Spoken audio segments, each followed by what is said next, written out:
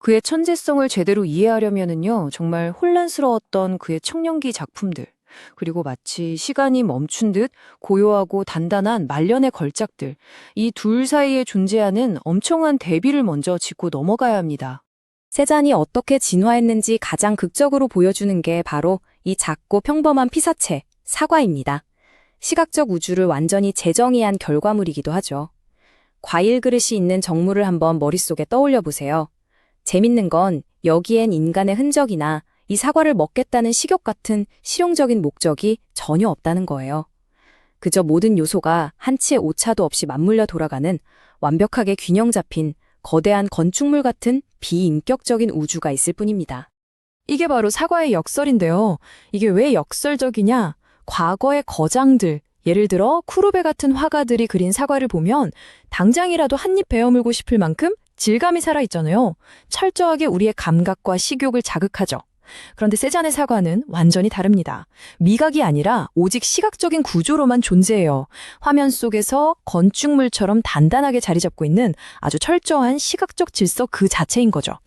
사실 세잔이 처음부터 이렇게 평온하고 완벽한 구조의 과일을 그렸던 건 절대 아닙니다. 고향인 엑상프로방스 시절의 세잔은 꽤나 서툴고 잔뜩 억눌린 청년이었어요. 왜냐고요? 굉장히 권위적이고 차가운 은행가 아버지 밑에서 자랐거든요. 아버지는 부유했지만 아들의 예술적인 영혼을 단 1도 이해하지 못했습니다. 그저 아들이 얌전히 법학을 공부해서 사회적인 지위나 가업을 잇기만을 바랐던 사람이었죠. 상상이 가시나요? 그 숨막히는 압박감이 낳은 반항심은 초기 작품들에 아주 폭발적으로 드러납니다. 팔레트 나이프를 써서 물감을 거의 폭력적일 정도로 두껍고 거칠게 발라버렸고요. 그림의 주제도 죽음이나 억압된 성적 충동이 뒤섞인 굉장히 어둡고 병적인 환상들이 주를 이뤘습니다. 등장인물들은 완전히 고립된 채 서로 눈도 마주치지 못하고 소통도 안 하는 모습이었죠. 그 당시 그의 내면이 얼마나 혼란스러운 지옥이었는지 짐작할 수 있습니다. 이토록 억눌린 심리적 감옥에서 버티던 세잔에게 유일한 동아줄이 되어준 사람이 있었습니다. 바로 어릴 적 단짝 친구이자 훗날 대문호가 되는 에밀 졸라였죠. 시골에서 함께 꿈을 키웠던 졸라는 세잔에게 끊임없이 설득했습니다. 아버지의 그늘에서 벗어나 파리로 가라고 말이죠. 답답하고 보수적인 전통학교의 틀을 깨고 나와서 파리에서 너만의 그 진짜 독창적인 재능을 펼쳐보라고 계속해서 등을 밀어준 겁니다. 이 설득이 세잔의 인생을 송두리째 바꿔놓습니다. 1861년 드디어 파리에 입성한 것을 시작으로 1870년 레스타크로의 도피, 1872년 피사로와 함께한 오베르 시절, 그리고 마침내 1874년 역사적인 인상파 전시회 출품까지 억압받던 청년이 인상주의라는 거대한 물결로 향해가는 아주 역동적인 흐름이 이때부터 만들어진 거죠.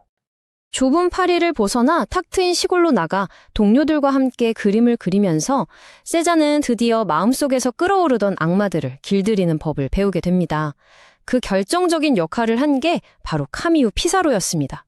정말 다정했던 선배 피사로의 조언 덕분에 세잔은 직접 야외로 나가 빛과 공기의 미묘한 변화를 느끼고 관찰하기 시작해요. 어둡고 칙칙했던 팔레트는 밝고 화사하게 변했고 혼자 고립돼서 그리던 방식도 동료들과 웃으며 협력하는 행복한 환경으로 바뀝니다. 위대한 자연 앞에 한없이 겸손해지는 시기였죠. 자연과 교감하며 세잔은 엄청난 자신감을 얻게 됩니다. 선배 화가인 마네를 향해 아주 도발적이면서도 눈부시게 밝은 색채로 응답한 작품 모던 올렘피아를 완성한 거죠.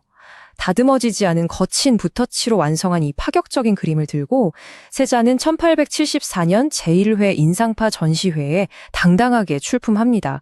보수적이고 답답했던 살롱전의 규칙들 완전히 무시해버린 겁니다. 하지만 당시 사람들의 반응은 어땠을까요? 정말 얼음장같이 차가웠습니다. 대중과 평론가들 가릴 것 없이 무자비한 조롱을 퍼부었거든요. 마르크르드 몽티포라는 비평가가 남긴 글을 보면 진짜 잔인합니다. 세잔은 그림 그리는 내내 선망증에 걸려 발작을 일으키는 미치광이 같다. 이렇게 그의 정신 상태까지 운운하며 지독한 악평을 쏟아냈죠. 보통 사람이라면 이런 가혹한 비난에 펜을, 아니 붓을 꺾었을지도 모릅니다. 그런데 세잔은 달랐어요. 이 역경은 오히려 그가 완벽한 거장으로 각성하는 기폭제가 됩니다. 이게 핵심인데요. 세자는 인상주의자들의 가장 큰 무기였던 빛을 그리는 법을 가져왔지만 거기에 머물지 않고 한 발 더 나아갔습니다. 정신없이 변하는 그 혼란스러운 자연의 빛을 강렬한 색채 대비와 촘촘한 기하학적 평행선 터치로 꽉 묶어서 자신만의 아주 엄격하고 논리적인 질서 안에 가둬버린 거예요. 드디어 인상주의를 넘어선 새로운 차원이 열린 거죠.